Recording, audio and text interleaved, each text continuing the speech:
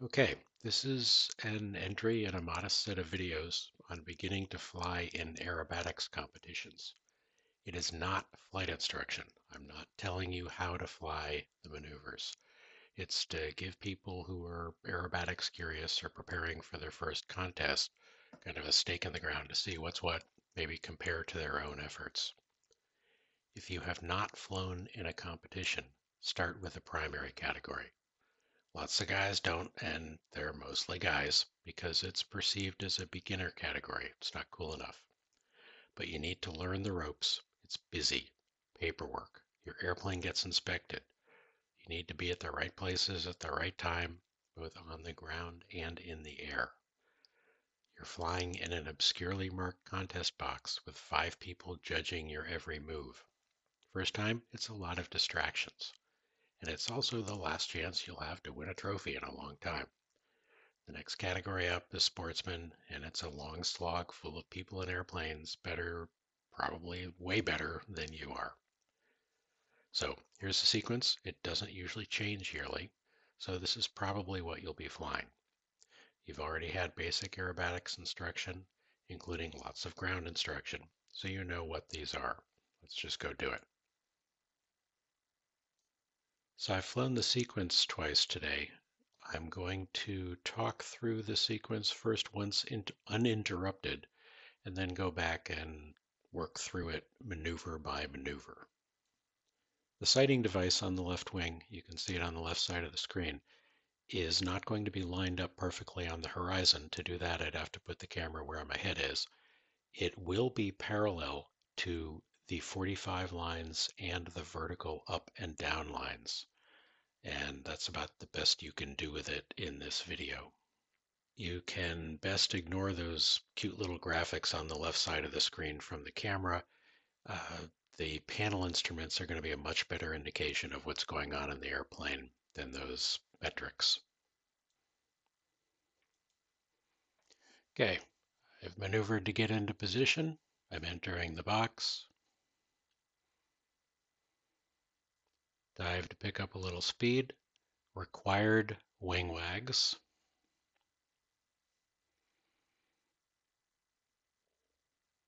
Straighten level. Check my position. Pull into the 45 up line. Hold it, draw a line. Push out. Reduce the power for the 1.5 turn spin.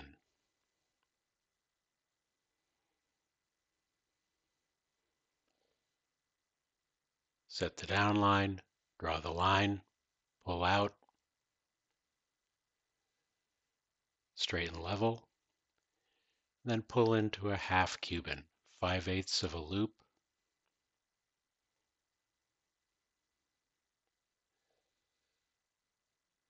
Stop on a 45 down line, draw a line, roll upright, draw another line, same length, pull out, straighten level. Center box, a loop.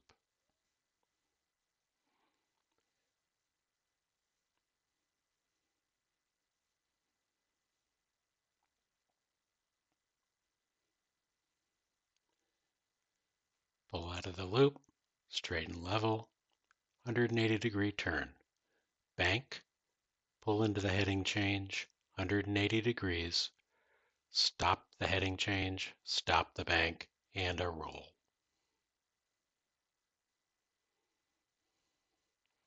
That's it. Optional wing wag to show the judges you're done. Not required. I didn't do it here. So I've flown the sequence twice today, and I'm going to go through it a second time, figure by figure, breaking them down and discussing the details of what I'm doing in each figure. There's a bit of a head game to all this, though. It's more than just flying the airplane. Let's talk about that for a minute. In my capacity as an anonymous internet expert whose qualifications are unknown to you, I have some guidelines. The first time I can recall hearing the term brain fart was at an aerobatic contest, honestly. I think it's become a common expression now, and it's self-explanatory. I don't know whether it's stress, excitement, shaking your brain up in the aerobatic box or what, but what I'll call a momentary lapse of peak performance seems to be surprisingly common, leading me to my first rule. Plan to get stupid. Write stuff down, frequencies, where the holding area is, which runway you're going to use, which way you enter the box, how to enter the pattern after flying. Confirm when you're flying. Check your airplane's paperwork before leaving for the contest. Double check it. Double check everything. Triple check stuff. Never pass up the opportunity to be slow, thorough, complete. And never ever think, I don't need a sequence card. Primary is only 6 figures and I'll remember it. Really, don't do this. Second rule, practice your flight and fly your practice. If you haven't practiced it, don't do it for the first time in a contest. That hot tip somebody just told you will be great to try out next week. Third rule, practice everything, including lining up for the box, doing the wing wag, diving to pick up speed, even taking breaks when something goes wrong. Do it as if you're flying in a contest. Wag your wings, reposition, wag your wings again. Do it just like you'll do it then. Fourth rule, you're there to have fun. It's recreation. Don't take it real seriously. Judges suck and scores are kinda half random. Airplanes break, weather changes, and there's a practical reason I'm saying this. Common focus seems to win more than ass-kicking adrenaline. This isn't a football game. I think this is related to number one, and not everybody agrees with me. Preparation roughly takes place in 2 phases. The first is making sure you can do the figures properly. The second is putting them together in a sequence, in a box. I'm mentioning judging criteria for the individual figures here, but most of this video is really about that sequence, flying in the box. Try to practice somewhere that kind of resembles a contest box. No one underneath you, legal of course, and some kind of straight reference and good landmark preferably off to the side.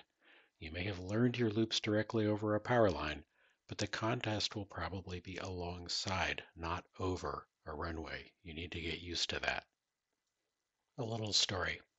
We used to have a big contest every year at Orange, Massachusetts. It was eventually displaced by a skydiving school that monopolized the airport, kicked us out. Orange has 2 runways with remnants of a third, all in a triangle, classic World War II airfield.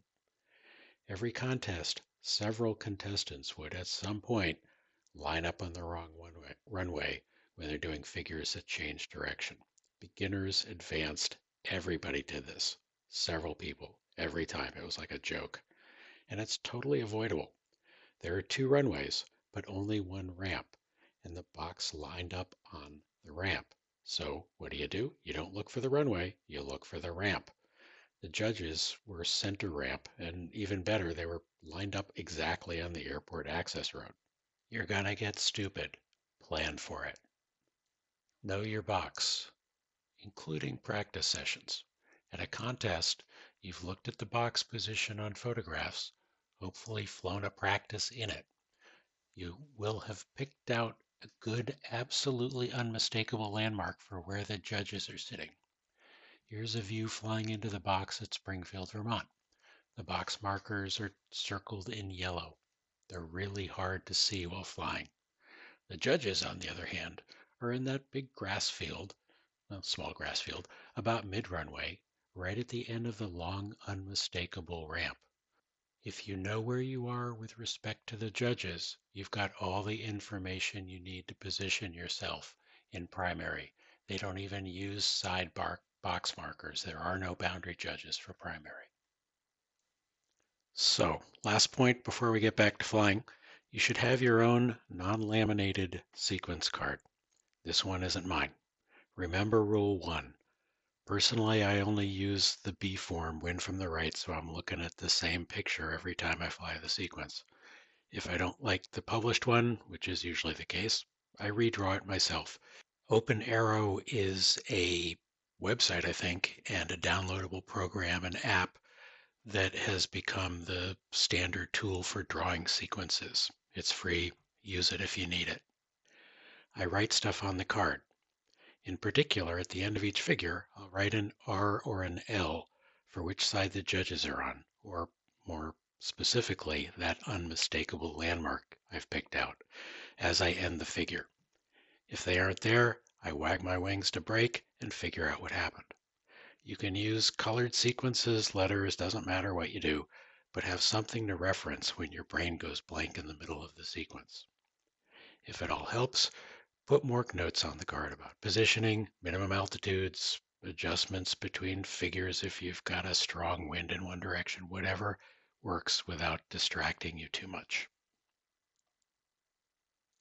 The first maneuver may not be scored, but it is judged. It's your box approach and your wing wag. By the end of your preparations, it should be part of your sequence. You've practiced your box entry and your wing wag the way you used to practice pattern and final descent to landing when you were learning to fly. You know how far you'll travel, thus where to start, how steep to pitch down if needed, how much altitude you'll then lose, so what altitude to enter at, how much speed you'll pick up, know how to wag 45 degrees 3 times without heading change. Wag towards the judges as crisply as you can. Don't show them your butt. They're watching you, deciding if you know what you're doing or not. If they think you do, your subsequent scores will probably be better. It's maybe not supposed to work that way, but that's how it works. Okay, lots of talk for a little bit of flying. I'd like to start this practice sequence at 5,000 feet. I'm giving myself 600. Pitch down, wag my wings 3 times, level out right at 5,000. I was a little fast. I'm quickly slowing down to 160 miles an hour, which is what I want to start my sequence at. As I level out, I'm looking to the right and checking to see where the judges are. I should be just in front of center box, just before center box.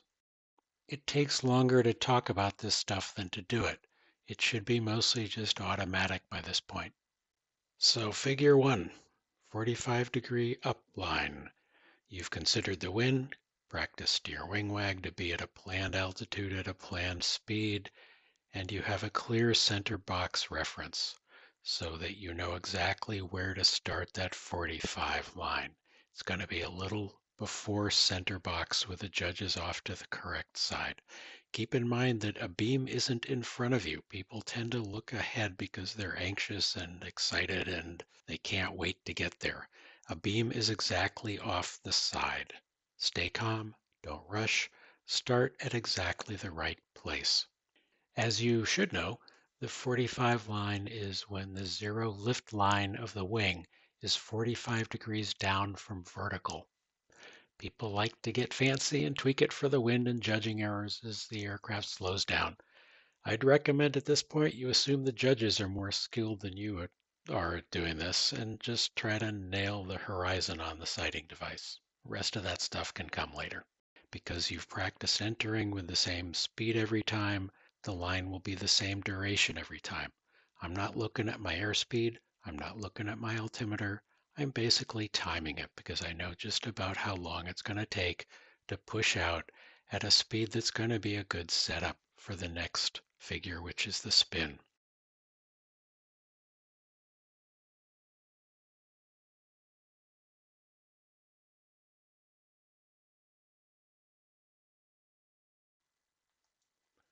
One and a half turn spin. You need to come out of the 45 with enough speed to be able to draw a visible line. Constant altitude, not pitch. The judges know you're going slow. They know you're pitching up as you slow down. They're accepting that. You're allowed to do it, but they're looking for you to sink. Don't. You might even plan to climb up to about 50 feet, and they probably won't see it. It'll probably help you avoid sinking, and it might help your spin entry. This is also where you're checking your box position. In a stiff wind, you might want to motor forward a little to make sure you're on the upwind side of the box for the next few figures.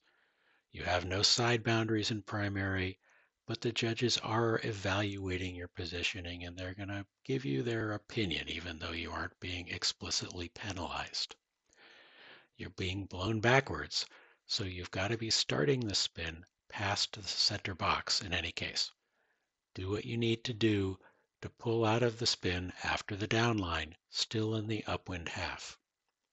Coming out of the spin, you're going downwind.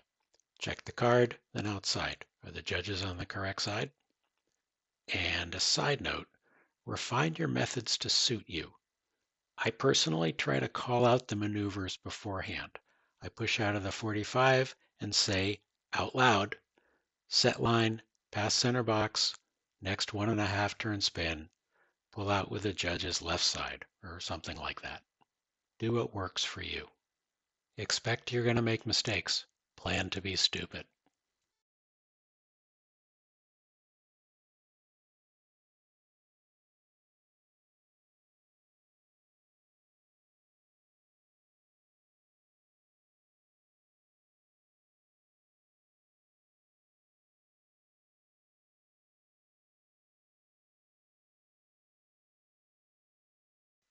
Figure 3, half Cuban.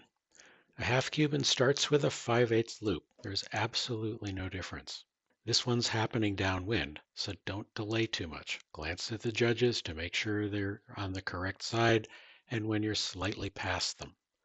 I'm doing a little crude wind correction here with the loop. I've got a 25 knot wind right down the side of the box, but I don't think it's a big deal your first time. If you haven't practiced it and this needs a ground coach, I would recommend not doing it. Over the loop, set your 45, look forward, pick your point, roll around the point. You don't need to check the wing again. If you've got your point ahead of you, that's all you need to stay on and have a 45 down in the second half. The two lines are timed differently. They've got to be the same length, which means different times because you're picking up speed.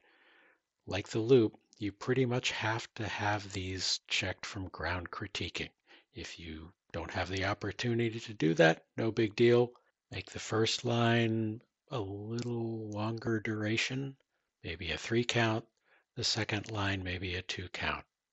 Coming out of the 45, check your position. Make sure the judges are on the correct side.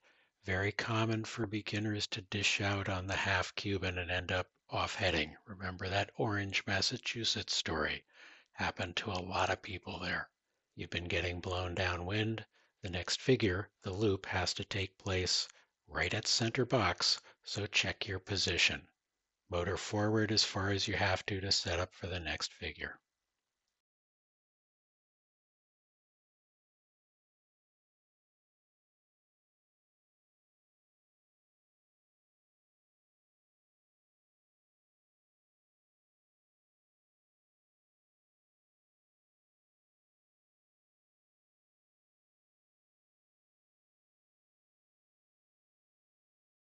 Figure 4, loop, center box, no excuses, right in front of the judges. Everything I've been saying about all the other figures, same thing here. Done with the figure, set your level line, check and make sure the judges are where they're supposed to be.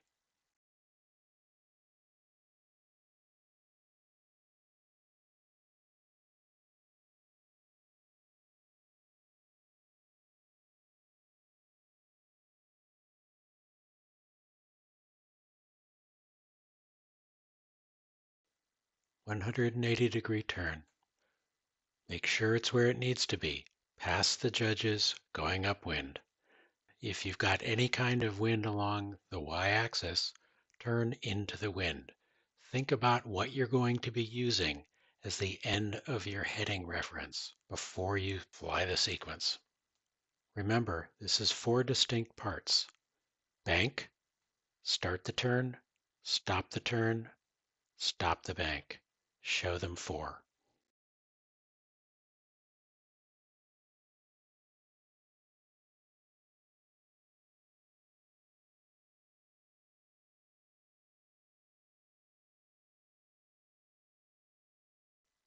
Figure number 6, the roll, final figure. Check to make sure that judges are on the correct side after the turn, that they're where they're supposed to be, that you really did a 180-degree turn. The turn should have been far enough upwind so that you've got enough time to take a breath, collect your wits, and do a perfect roll right in front of them. At the end of the roll, again, take a breath, half second, make sure you draw a line. If you've got enough brain power left, do a couple of wing wags towards the judges, please, and you're done.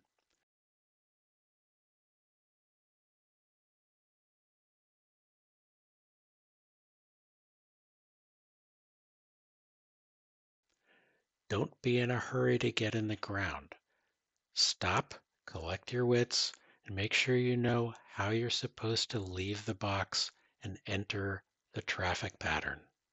Remember, there's a couple of other people flying around. The next guy's already there, getting ready to go. There are people around you. Be careful getting back on the ground. One last point about the actual flying. In primary and sportsman, you can take a break with a low penalty. If you think you're in the weeds, wing wag to break, sort yourself out, wing wag to restart. In your practices, do the same. Make a formal break and resumption when appropriate. Practice it just like the wing wags practiced. In the end, if you just don't make any big mistakes, you'll usually end up doing pretty well.